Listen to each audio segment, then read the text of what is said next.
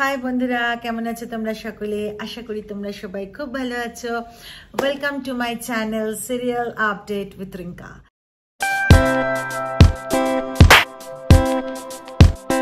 তা বন্ধুরা, আজকে তোমাদের সামনে আমি নিয়ে চলে এসেছি উড়ান এই সিরিয়ালের আপডেট নিয়ে।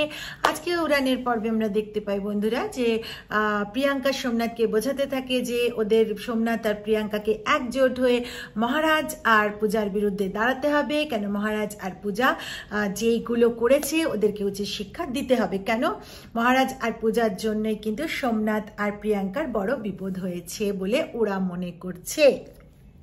আর তো তারপরে আবার প্রিয়াঙ্কা এই খবরটা সোমনাথকে দেয় যে পূজা আর মহারাজ উকিল মানে আবিরের কাছে গেছিল। তো এবং বলতে থাকে সোমনাথকে যে আমরা জানি না যে কিসের জন্য ওরা উকিলের কাছে গেছিল, ওদের বিরুদ্ধে আমরা যা করেছি সেটার জন্য যদি গিয়ে থাকে তাহলে কিন্তু আমাদের জেল অবধারিত।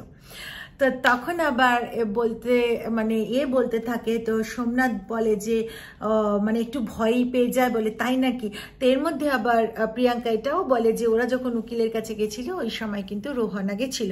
তো সোমনাথ মনে মনে ভাবতে থাকে রোহানের এখানে কি কাজ, রোহান কিসের জন্য গেছে।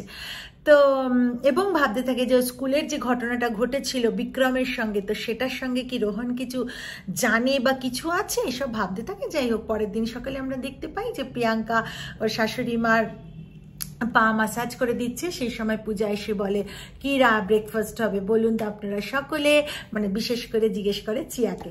তো তখন মানে শ্বশুরমশাই বলে যে, মানে পূজা শ্বশুরমশাই বলে যে আজকে খুব লুচি আর আলুর দম খেতে মন করছে, আবার শিবও বলে ধনেপাতার চাটনি। তো তখন মহারাজের বাবা বলে আজকে রান্না তো করবে আমাদের বড় বৌমা। তো কেন মহারাজের মা যেটা লাগু করেছে যে নিয়ম, সেই নিয়মে দেখতে গেলে তো বাড়ির বড় বউকেই করতে হচ্ছে না। তো তখন মহারাজের মা বলে উঠেছে না, রান্না করবে পূজাই। কেন পূজার কিছু এখানে বা চেঞ্জ হয়নি, কারণ আফটার অল সোমনাথের বউ একটা চাকরি করে। তো এর মধ্যে সোমনাথ বলে বাহ বাহ, খুব ভালো, আমার মাই হচ্ছে বেস্ট। তো আমিও একদিন একটা চাকরি পেয়ে যাব আর আমার বউকে আমি একটা পার্লার খুলে দেবো, তো তখন আরও ভালো হবে। তো যাই হোক, তো তখন এদিকে আবার পূজা বলতে থাকে যে মা, যতই ইনকামের দিক থেকে আপনি ভাগ করে দিন না কেন, কিন্তু আমার মনে হয় বাড়ির কাজ কখনো ইনকামের দিক থেকে ভাগাভাগি হয় না, একটা সংসার তৈরি হয় একটা ভালোবাসা দিয়ে। তো ভালোবাসা থাকলে নিশ্চয়ই সব কিছু সম্পূর্ণ হয়, আমি হাসি মুখে সবকিছু করতে রাজি। তো মহারাজ আবার ওই জায়গায় এসে পৌঁছায়। মহারাজ তখন বলে যে তুমি কি গো, তোমাকে এরকম সকলে বলে যাচ্ছে, তুমি তা সত্ত্বেও? বলে হ্যাঁ, আমি তা সত্ত্বেও আমি হাসি মুখে সব করব, কেন আমার সংসার এটা। তো যাই হোক, অপরদিকে হঠাৎ করে কলিং বেল বেজে ওঠে। তো তখন মহারাজ আর পূজা বেশ একটু মুচকি মুচকি হাসতে থাকে। তো সোমনাথ এটা নেয়, যেটা মানে দরজাটা খোলে এবং দরজা খুলে যে একটা যিনি এসছেন তার হাত থেকে একটা খাম নেয় এবং খামটা নিয়ে দরজার সামনেই দাঁড়িয়ে দাঁড়িয়ে পড়তে থাকে ভেতর থেকে চিঠিটা নিয়ে। তো তখন পূর্ণিমা মানে সোমনাথের মা, উনি জিজ্ঞেস করেন যে কি আছে, কিছু বলবি তো, ওখানেই যে দাঁড়িয়ে গেলি। তো এদিকে সোমনাথ তো প্রচণ্ডভাবে মানে একদম খুব মানে হয়ে যায়, মানে একেবারে কি করবে কি না করবে ভেবে উঠতে পারে না, মানে ঘাম ভাম ঝরতে থাকে। তো তখন তাড়াতাড়ি করে সোমনাথ বলে যে এটা একটা চাকরির চিঠি, সব কিছু কথাবার্তা চলছে, একদম লাস্ট হলে তখন তোমাদের জানাবো। কিন্তু প্রিয়াঙ্কার মনে কিন্তু সন্দেহের একটা প্রশ্ন, সন্দেহের তীর দেখাই যায়। তো এদিকে আবার মানে আমাদের পূজা এবং মহারাজ লুকিয়ে লুকিয়ে সোমনাথের ঘরের সামনে দাঁড়িয়ে থাকে এবং মনে মনে ভাবতে মানে দুজনে বলতে থাকে যে এবার আমরা জিতবো। এবং মহারাজ জিজ্ঞেস করে পূজাকে, পূজা এবার আমি কোর্টে জিতবো? তো বলে নিশ্চয়ই জিতবে, শুধুমাত্র কোর্টে কেন বাড়িতেও জিতবে। সঙ্গে সঙ্গে মহারাজ এটাও বলে যে দেখো পূজা, আমি এটা এতদিন কেন করিনি বলো তো, মা যেন কোনো অসুবিধায় না পড়ে, কেন মার জন্য দাদা একটা অন্য স্থান, তো সেটার জন্য আমি সবকিছু নিজের কাঁধে নিয়ে সবকিছু নিজের মাথায় নিয়ে আমি বয়ে বেরিয়েছি। বলছে না।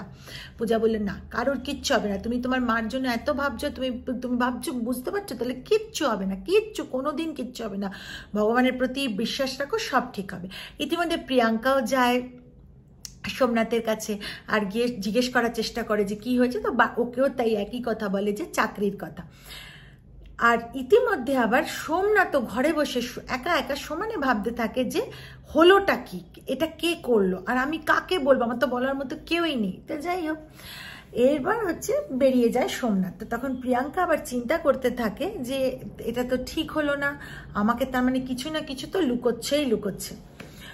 অপরদিকে আবার আমরা দেখতে পাই যে মহারাজ এবার পূজাকে বলে তোমারও কিছু, আমি তোমাকেও সারপ্রাইজ দিতে। বলে কি সারপ্রাইজ? বলে দূর বাবা, সারপ্রাইজ বলে দিলে হয়, চলো। তো চোখ বন্ধ করে নিয়ে যায় মা সিদ্ধেশ্বরীর মন্দিরে, এবং সেখানে দেখায় যে সিসিটিভি আবার করে লাগানো হয়েছে এবং আবার করে পূজারিনী অ্যাপটা চালু হবে, এবং সকলে তাতে শুনে খুব খুশি হয়, বলে যে আমাদের পায়ে এত ব্যথা, আমরা এতটা দূর হেঁটে এসে আসতে পারি না, কিন্তু মার তো মুখ দর্শন করতে আমাদের ইচ্ছা করে, তো খুব ভালো হলো। এবং মহারাজ সবাইকে এক্সপ্লেন করে দেয় যে কিভাবে মানে অ্যাপের মাধ্যমে পুজোটা দেয়া যাবে। তো তাতে সবাই মানে খুব খুশি হলো এবং সবাই ওনাদের আশীর্বাদও দিল। তো মহারাজ খুব খুশি হলো, পূজাও খুব খুশি হলো, এবং দুজনেই দুজনকে বলতে লাগলো যে এবার আস্তে আস্তে মা সিদ্ধেশ্বরীর কৃপায় আমরাও আস্তে আস্তে দাঁড়াতে পারবো। আগামী পর্বে আমরা দেখতে পাচ্ছি যে মহারাজরা খবর পেল যে ওদের বাড়িটা বিক্রি হয়ে গেছে।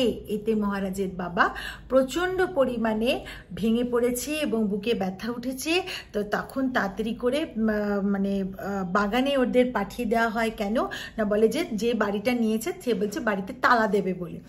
তো ওদের তাড়াতাড়ি করে বাগানে যখন পাঠিয়ে দিয়েছে, সেই সময় মহারাজ পূর্ণিমাকে প্রশ্ন করে, আচ্ছা আপনার এখান থেকে যে ওই প্রিয়াঙ্কা যে বাড়ির দলিলটা নিয়েছিল, তারপর যখন আপনি একেবারে সযত্নে আবার তুলে রেখেছিলেন, তো তারপরে দলিলটা আবার বেরোলো কি করে? এই হিসাবটা কি বা এই কারণটা কি আপনি জানেন? এই ছিল আজকের গল্প বন্ধুরা। চলো দেখা হবে আবার পরবর্তী একটা ভিডিওতে, মানে আমি আবার পরবর্তী একটা গল্প নিয়ে চলে আসবো তোমাদের সামনে। আমার পাশে থেকো, আমাকে তোমরাই এগিয়ে নিয়ে যেও। সাবস্ক্রাইব করতে ভুলো না চ্যানেলটা, মানে আমার এই চ্যানেলটা যদি, আমার ভিডিওটা যদি ভালো লেগে থাকে, লাইক শেয়ার আর কমেন্ট করে দিও। সাবস্ক্রাইব করতে ভুলো না কিন্তু, কেন তোমাদের হাত ধরেই তো এগোতে হবে। বলো তোমরা না এগিয়ে নিয়ে গেলে আমি কি করে এগোই? আমি একদমই নতুন এই ফিল্ডে। চলো তাহলে বন্ধুরা, দেখা হচ্ছে আবার পরবর্তী একটা গল্পতে, পরবর্তী আরেকটা ভিডিওতে। ততদিনের জন্য টাটা, বাই বাই, ভালো থেকো।